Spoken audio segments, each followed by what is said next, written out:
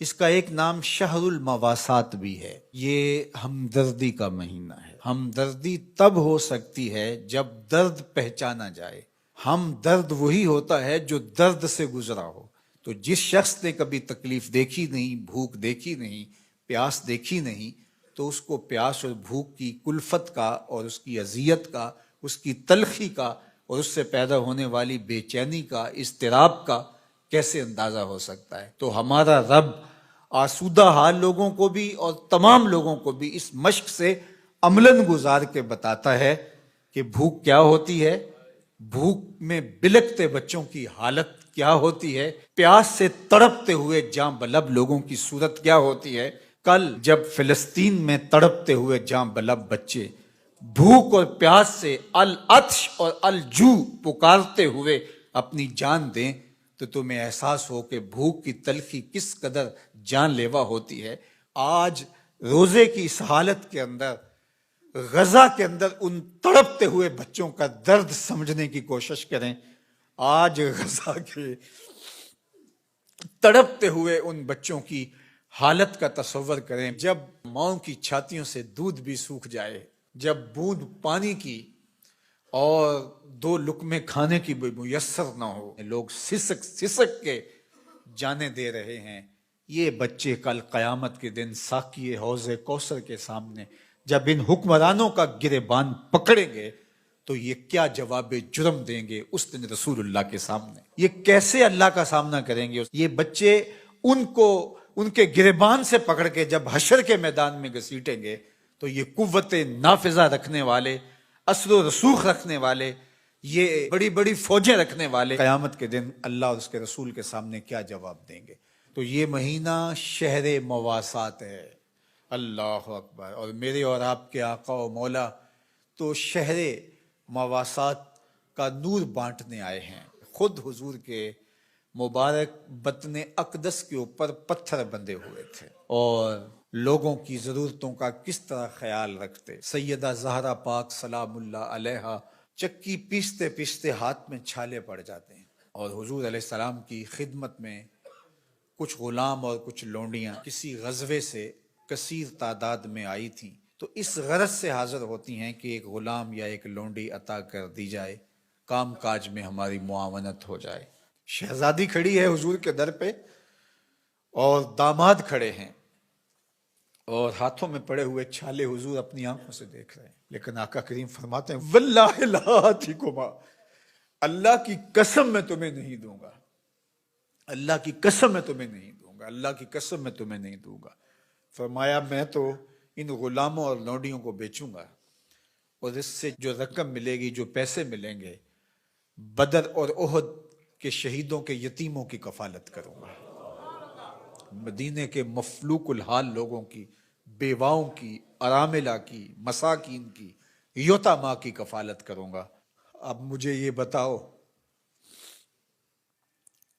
کہ مدینہ المنورہ میں بدر اور احد کے شہیدوں کے یتیم بچوں کا، مفلوق حال لوگوں کا، اراملہ، مساکین، یتامہ اور مدینہ کے غربا کا حضور کو اتنا خیال ہے کہ اپنی بیٹی کے ہاتھ پہ چھالے ہیں، اور حضور اپنی آنکھوں سے ملاحظہ بھی فرما رہے ہیں، لیکن کہا کہ میری شہزادی تکلیفیں سہ لے گی لیکن ان کی ضرورت مقدم ہے۔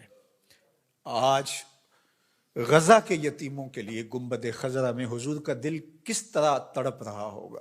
تو سیدہ زہرا سلام اللہ علیہا کا تصور آتے ہی امت کے لیے جو ان کا درد ہے، اللہ اکبر، وہ ساتھ ہی یاد آتا ہے۔ وہ شہزادی کونین جن کا تصور آتے ہی تقدس اترنے لگتا ہے۔ آج مخدرات اسلام سیدہ زہرا سلام اللہ علیہا کی بتائی ہوئی تعریف کے مطابق اپنے پردے کی حفاظت کریں، اور یہ امت غالب تبھی ہوگی جب یہ پردے میں سمٹ جائے گی، چاہے سجدے ہیں، چاہے رکوع ہیں، قیام ہیں، اونچے اونچے مینار ہیں مسجدوں کے، بڑے عالی شان گنبد ہیں، بڑی بڑی درس گاہیں ہیں، لیکن حیا کا جوہر لٹ گیا تو سمجھ لو کہ امت اپنا وجود کھو بیٹھی ہے۔ میں آپ سب کو کہتا ہوں کہ یہ جمعے، یہ نمازیں، یہ روزے یہ رسمی طور پہ نہیں ہیں، ہمیں اب عملی طور پہ ایک اسلامی معاشرت کو تشکیل دینا ہوگا، ہمیں رویتاً اپنے آپ کو تبدیل کرنا ہوگا۔ میری آواز میری مائیں، میری بہنیں، میری بیٹیاں سن رہی ہیں، آپ کے نازک کندھوں کے اوپر یہ ذمہ داری ہے کہ آپ نے قوم سازی کا عمل کرنا ہے۔ آپ کی آغوش میں پلنے والی نسل ہی ایک صالح اور پاکیزہ نسل ہوگی۔ تو نہ دانی کہ سوزے کراتے تو دیگر گوں کر تقدیر عمر را۔ اقبال نے کہا میری بہن تو نہیں جانتی کہ جب تو قرآن سوز و گداز کے ساتھ پڑھتی ہے تو تیرے بھائی عمر کی تقدیر بدلتی ہے۔ اور پھر کہا بطول باش و پنہا شو ازی اثر کہ در آغوش شبیر بگیری، اور اگر تو ماں بن کے قرآن پڑھتی ہے تو بیٹا نیزے کی نوک پہ قرآن سناتا ہے۔ آج امت مسلمہ کی بیٹیوں کو سیدہ پاک سلام اللہ علیہا کے اسوہ کو اپنے اندر اتارنا ہوگا۔ اسلام کوئی مشکل دین نہیں ہے، سادہ سادہ عام فہم دین ہے۔ ہماری فطرت کے مطابق ہمارے رب نے یہ دین ڈیزائن کیا ہے، اس دین کے مطابق اپنی زندگی گزاریں۔ میری مائیں بہنیں پردے میں سمٹ جائیں، اپنی اولاد کو قرآن کی لوریاں دیں۔ کوئی دن نہ ہو، کوئی رات نہ ہو کہ ہمارے گھر قرآن نہ کھلے۔ قرآن کی تلاوت سے ہمارے گھروں کا ماحول معطر رہے، ہماری آنکھوں میں پاکیزگی آ جائے، عفت اور پاک دامنی ہمارا شعار ہو۔ وہ غلیظ نگاہیں، وہ گندی اور مکروہ نگاہیں جو غیر محارم کو دیکھتی ہیں، قیامت کے دن آتش دوزخ میں جلائی جائیں گی، ان کے اندر آگ جہنم کی بھر دی جائے گی۔ وہ تقدس مآب آنکھیں جو حیا کا جوہر رکھتی ہیں، انہیں عبادات کی لذت نصیب ہوتی ہے۔ تو اس لیے ہمیں شرم و حیا کا جوہر پیدا کرنا ہے۔ خاتون سمٹ جائے پردے میں، مت مغرب کی نقالی کرے، اور یہ جو نئے نئے فتنے نمودار ہو رہے ہیں اور نئے نئے رنگ اور آہنگ پیدا ہو رہے ہیں، نئی نئی دلیلیں تراشی جا رہی ہیں، اور طرح طرح کے مفکرین آ کر کے پردے کو بوجھ قرار دے رہے ہیں، ان کی بات چھوڑیں اور قرآن کی طرف آئیں۔ قرآن کہتا ہے یدنینا فی جلابیبہن، کہ وہ اپنی اوڑھنیاں اوڑھ کے رکھیں۔